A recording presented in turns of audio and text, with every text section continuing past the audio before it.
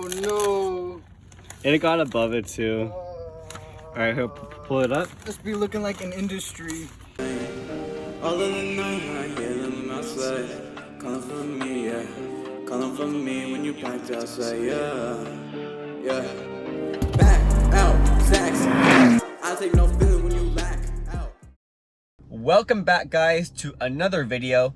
It is E90 Wednesday, so you already know what that means. We're gonna be working on the E90 today. I'm gonna be taking you along with me as we replace the radiator on my N51 engine.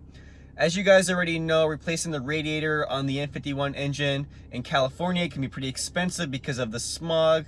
So I'm gonna be showing you guys how to use an aftermarket radiator with the N51/N52 for around 200 bucks. Not bad compared to what you would normally pay for on a standard BMW radiator.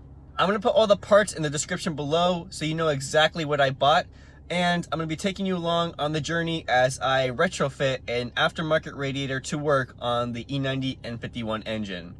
All right, let's get right into it. All right, guys, so we just picked up from AutoZone some yellow spray paint for the radiator. So it's gonna look sick once we actually have it on. So let's head back to the house and get started. The calipers. We're gonna paint the calipers, guys, and yeah, it's gonna be sick. And get started. All right, guys, so we are back here with the E90. We bought our spray paint. We bought some yellow spray paint, so we're gonna go ahead and spray paint the radiator. This is what's gonna.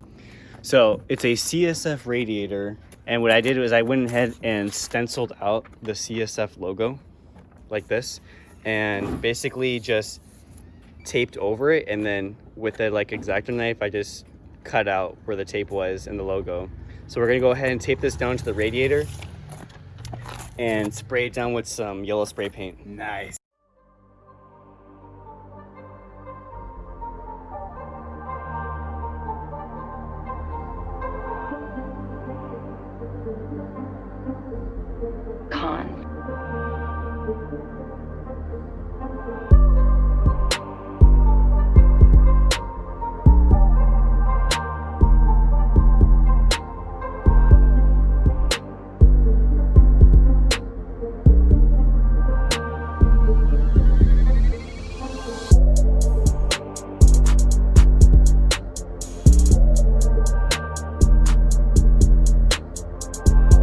Gito realizes this was a big mistake.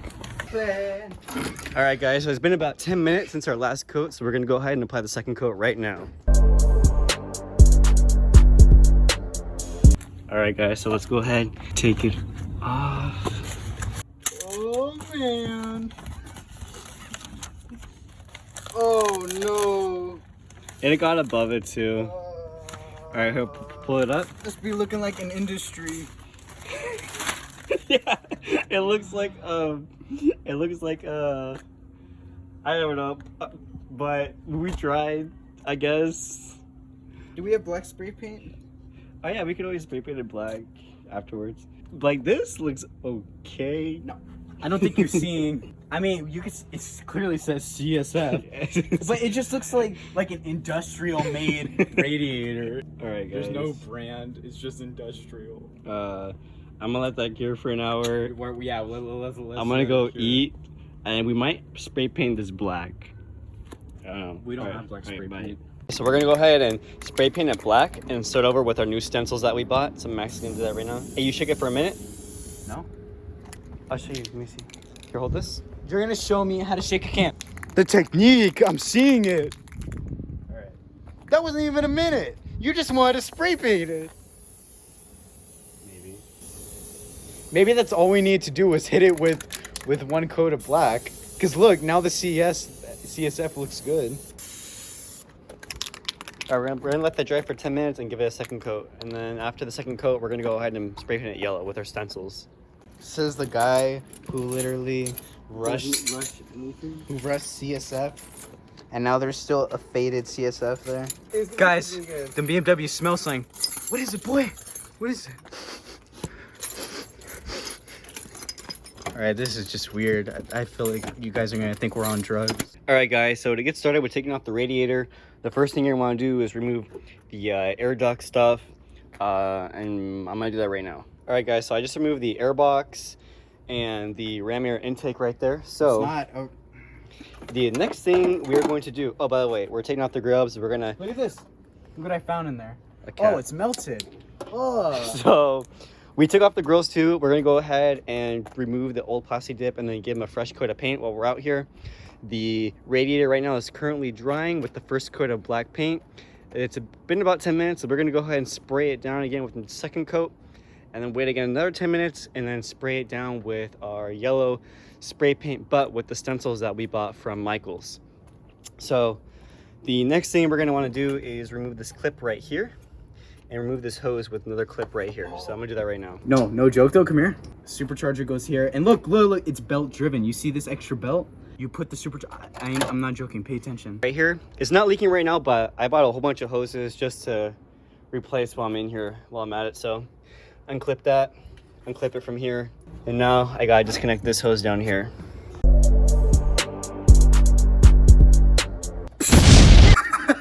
You fell back.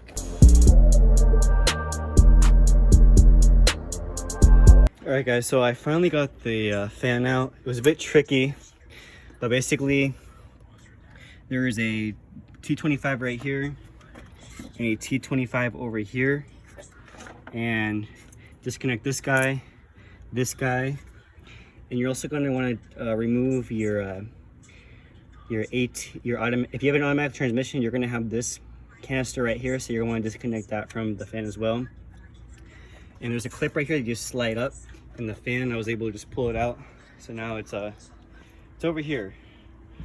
This tab over here did snap when I took it out, but it shouldn't cause much of a problem later on. So just be careful when you're messing with that tab. And now what we're going to do next is remove this sensor right here, and this is the sensor that I bought from Mercedes-Benz that I'm going to show you guys how to use with the new radiator. Alright guys, so after extensive work on the E90, we finally got everything out. Here's the major difference. One of them leaks, one of them doesn't. Old, new. So we've decided, guys, that we're not going to be putting the logo CSF on the car because that'd be Ricer, first of all. And second of all, there's two intercoolers blocking it already, so there's nothing really we can do about that. Okay guys, so basically... Wow, mine didn't count. So basically, it would not... You said I didn't explain it well. The logo wouldn't show because apparently there is another radiator after it, and there's another radiator after that one. So basically, once you get to here, there's 3 stacks of radiators. So putting a logo would not show at all. So our only other option is maybe putting the logo on the 3rd radiator on the bottom. But regardless, we were able to take the radiator out. We had to unplug this guy right here. The filter for the secondary air pump had to be removed. And basically, you're just sliding it out towards the engine. Why are you so out of breath? So here is the old radiator. As you can see how dirty it is. And then here's the side that was leaking. Just look how disgusting it is. All this right here. It's just leaking all the way. Okay, now here is the Mercedes part that I bought for the new radiator. Now you have to tweak the new part a little bit to get it to work. We're basically combining the Mercedes sensor with the BMW sensor, so I will show you how to do that right now. All right guys, so once you have your old radiator off, you don't need to take off this old sensor as long as you bought the Mercedes sensor. If you bought the Mercedes sensor, you're good. Mercedes is the best, really. This guy over here was at the base, and it basically has a clip, so you just unclip it open. And with this guy, he was like, this guy was like that. No, You sound like you're describing a crime scene. He was like that, and he then was like this, over. and you basically push in the tab, and it slides out, and then you have the connector. Okay, so Dun, dun, it's a Mercedes part. Gito. Has turned to the dark side. You're wrong. You are so off key at the end. That was a bad note. Okay, open up your box. Our Mercedes box. Cherish this moment because there's not many moments where you get to mess with the Mercedes And part. be glad.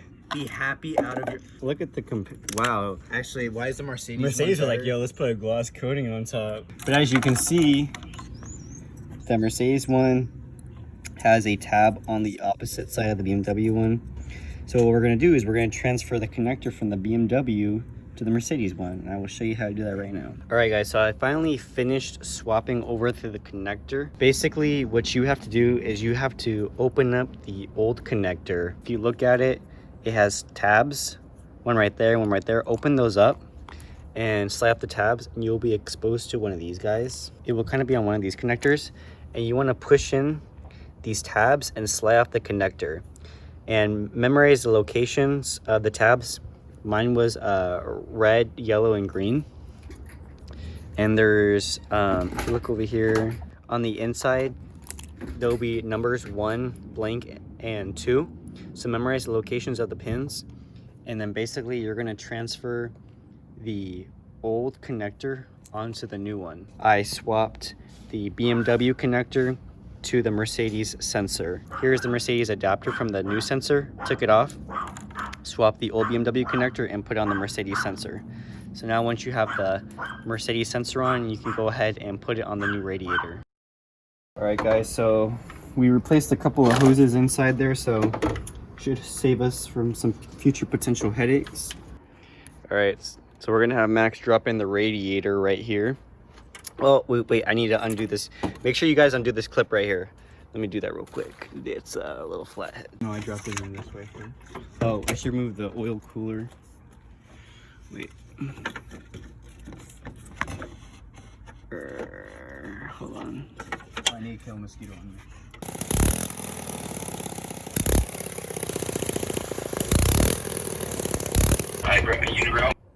All right, guys. Just give you an update on what's going on. I was able to get this guy back on. It was a big pain in the butt, but it's a T25, so you guys gotta keep working your way until it gets tight. So now I'm just gonna reconnect the hoses and get the radiator fan back on. And tile is a real job. Okay, we're gonna gain like 10 extra horsepower. All right, guys, so I think I have everything back now. This fan was super hard to get on just because you have all this stuff in the way, and the retaining bolt on the oil cooler is like super complicated. So if you can, get somebody to help you with this because it's going to be almost impossible to do it on your own. Either that or really, really hard. So I had my brother hold up the oil cooler while I screwed on the bolt from the bottom of the car. And once we got on that, everything else is pretty good. Hoses came on pretty good. We replaced a couple of hoses, replaced this vent hose right here. This hose right here was replaced. That hose down there was replaced. And there was 2 hoses down there that were replaced. So got a lot of stuff replaced today. So I think everything is good now. I'm gonna go ahead and start the bleeding procedure. Fill up the reservoir with distilled water, and then I have coolant as well. And then we're gonna bleed the system. I'm not gonna put the air filter on yet just because I wanna see if there's any leaks. So let's go ahead and fill up that with distilled water.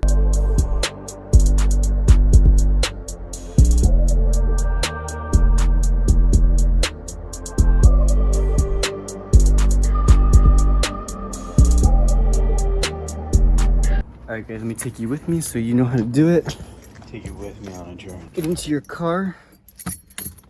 Put your foot on the gas pedal all the way down. And then put your heater. Oh wait, it's supposed to be on low, on the lowest one. Hey, I hear dripping. No joke.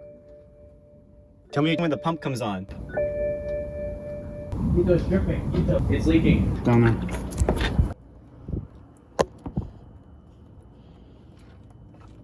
It was dripping as you turned on the system.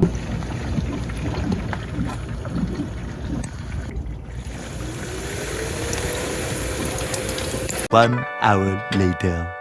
All right, guys, it's about 10:30 p.m. right now. When we primed the system, it was leaking from, if you guys can see it, that pipe right there. And so I took it out, and there's two seals inside, and they were both loose. So I tucked them in some more, and once I tucked the 2 seals inside the hose a bit more, I was able to get it to clamp on, but not click. So tomorrow I'm gonna get to work on clicking it. But even with the seals in place and it not clicked all the way, it's not leaking anymore, thankfully. So hopefully tomorrow I can get it to click and we can put everything back. One thing I did run into though, this guy over here, I lost the clamp. It's somewhere in the engine bay. So hopefully tomorrow I can find a clamp for that. But right now there's no leaks.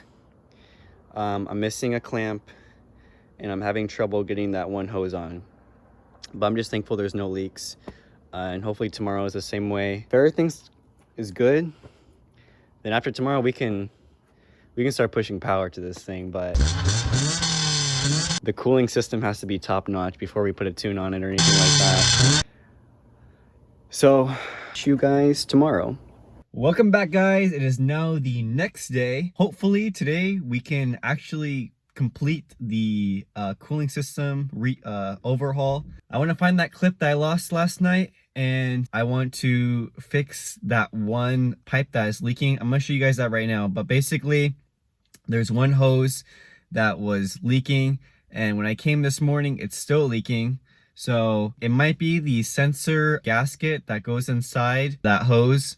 But if I can get the hose, that one hose sorted out and find that one clip, then today should be a success. So I'm going to show you guys those two things right now. So this guy right here is the one that's still leaking. This sensor right here, coolant was starting to like seep out of it, and it's leaking from the bottom of this hose right here too.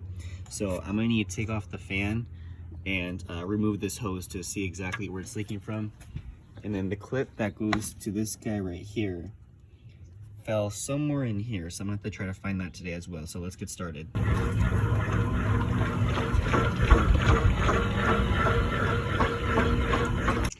Alrighty guys, so basically what ended up happening was this is the new hose, and for some reason it's OEM, but it's made by Rain.